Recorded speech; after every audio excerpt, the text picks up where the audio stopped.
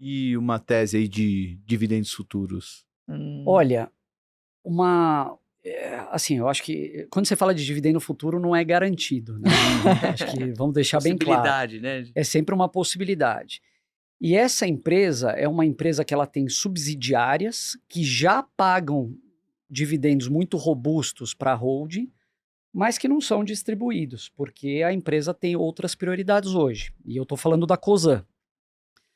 Então, a Cosan, assim, eu acho que é quase que chover no molhado falar um pouco dessa empresa, porque é uma empresa que se reinventou completamente de 20 anos atrás, talvez, era uma usina de açúcar e álcool, e se tornou hoje um dos maiores grupos empresariais do Brasil, extremamente bem gerida, com uma cultura interessante, uma das melhores, se não a melhor alocadora de capital do Brasil em alguns segmentos. E assim, uma empresa que hoje está com um valor de mercado de perto de 35 bi mais ou menos, que vem passando por um ciclo de investimentos muito pesado, né? E até explicando o que é a Cosan.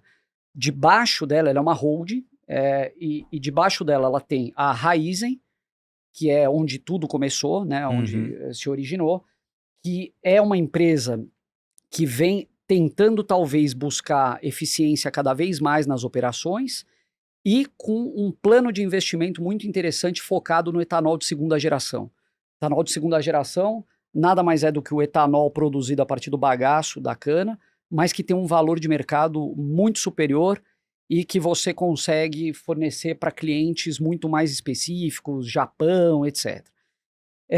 Outras coisas também, combustível de aviação. Então, a Raízen se tornou um centro de muita inovação dentro da Cosan e totalmente ligado à economia verde, baixas emissões, etc. Segunda empresa, Compass, que teve a aquisição lá atrás da Comgás, distribuição de gás natural, fez outras aquisições, né, comprou a Gaspetro, da Petrobras, aquela do Sulgás, tem alguma coisa de infraestrutura e tal. Então, a Cosan, eu diria que ao longo do tempo, ela foi se tornando um grande benchmark em eficiência. E a partir do momento que a empresa compra outros players do setor, ela consegue, talvez não levar para o nível de eficiência da Comgás, mas se aproximar bastante. Então, diminuir esse gap, né? Que é muito diminuir esse grande. gap que é enorme, enorme. Uma distribuidora no Nordeste de uma Comgás e tal. Tem outros investimentos interessantes debaixo da Compass, por exemplo, o terminal de regasificação, que é um investimento muito robusto, mas que tem oportunidade de trazer frutos muito interessantes para ela. E é uma oportunidade de destravamento de valor dentro da Cosan, já que o IPO da Compass praticamente, quer dizer, foi anunciado, precificado lá atrás, né, acho que 2021, e não saiu. Então, eu acredito que seja uma questão de tempo. O que me leva a crer que o ativo é muito bom, né? O cara não tá desesperado para botar E já foram feitas rodadas de investimento ao longo do tempo, desde o IPO, privadas, com preço muito maiores do que estava Sim. precificado na época. Na faixa né? indicativa. Então, assim, acho que é uma questão de preço e de janela de mercado aí para a gente voltar a ouvir falar de IPO de Compass. E por que você acha que o mercado ainda não comprou essa ideia? Da Compass, você diz? Da Cosan, no caso. Da Cosan, eu vou chegar lá, mas tá. assim, eu acho que tem alguns motivos. Tá. Então, eu falei de Raízen, Compass, até para não me estender muito. Rumo. A Rumo, eu acho que o que a Cosan conseguiu fazer com a Rumo é algo absolutamente sem precedentes, comprando uma empresa quebrada, com ativos num nível praticamente sucateado, problema de balanço, teve lá atrás e tal. Comprou da ALL, né? Da ALL, América Latina Logística. E que, assim, demandou um nível de investimento muito grande. A Rumo chamou algumas subscrições, eu me lembro de uma subscrição que eles chamaram a R$2, ninguém queria fazer, hoje o papel tá 20 e pouco, né? E a Rumo, ela se posicionou talvez como o player de ferrovias do Brasil, destravando um gargalo gigantesco, da mesma forma que você falou de estar exposto ao agro pelo Banco do Brasil, você pode estar exposto ao agro via Rumo hoje, né? Ou Raízen, etc.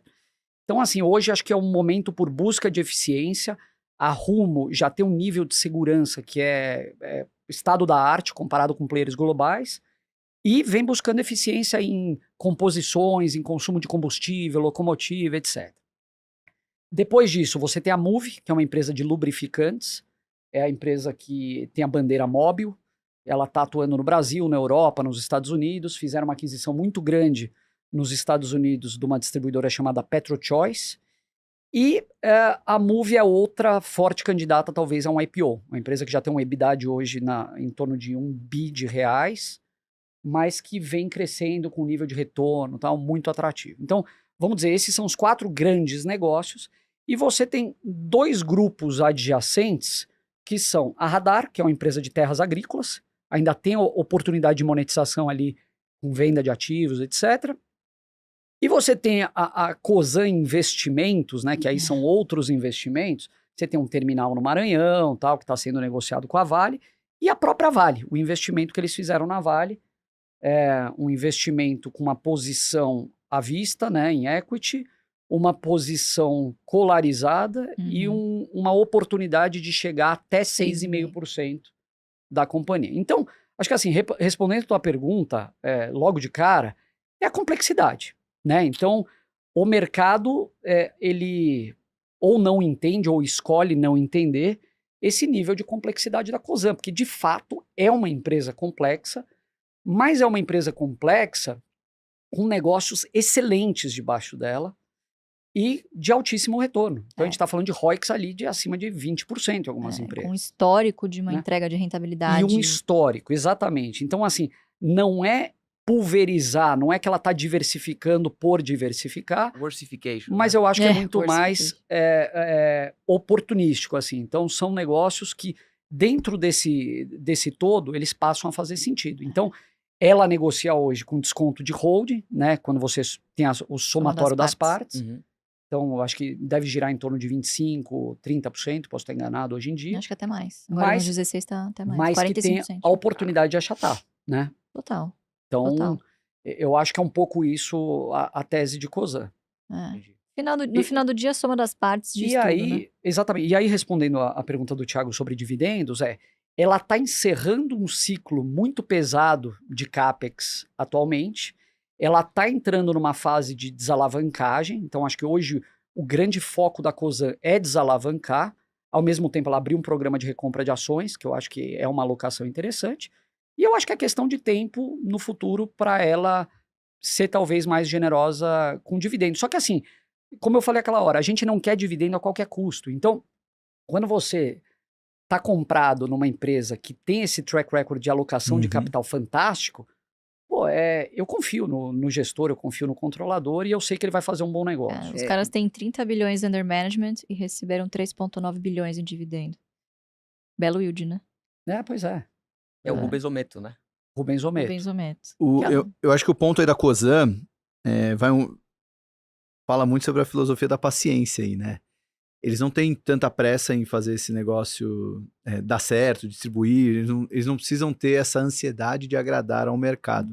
E como o mercado é um pouquinho mais imediatista, talvez ele queira acertar o timing ali. Eu entro na Cosan quando a festa for começar. Até lá, vou me divertir com algumas outras coisas. O dividendo, ele nem sempre é a destinação mais interessante para o caixa da empresa. Ele pode fazer várias coisas. Ele pode recomprar ações, ele pode fazer M&A, ele pode fazer novos projetos, ele pode pagar dívida. E o dividendo é só um deles. Eu acho só, eu não acompanho tão de perto assim a Cosan, mas eu lembro que o interesse na Vale gerou um ruído, né, na época, assim, foi sem dúvida. Pelo tamanho, né, a Vale... Um sapo engolindo boi. Exato, né, é uma empresa, apesar de ser uma empresa gigante, né, a Vale é maior do que a Cosan, né, então acho que gerou um certo ruído de, talvez seja querendo crescer mais do que pode, enfim. Mas até a Vale mesmo está nos preços interessantes agora, né, a gente diz porque a gente tem na nossa carteira, né, enfim, e acho que acaba sendo uma boa combinação aí de investimento. E essas holdings, né, subsidiadas que ela tem embaixo, quão alavancadas elas estão hoje para quando que a gente pode ver esse dividendo virando caixa para os acionistas? Então, hoje a Cosan como um todo, ela está num nível, acho que talvez de 2,5 vezes EBITDA, alguma coisa assim. O investimento pesado que você tem ali, talvez na Raízen seja o maior de todos, né? Com as plantas de E2G. Na Rumo foi muito grande também. mas você já vê uma baixa futura desse ciclo, uma baixa iminente do ciclo, vai. Então, eu diria que hoje a grande prioridade da companhia é desalavancagem.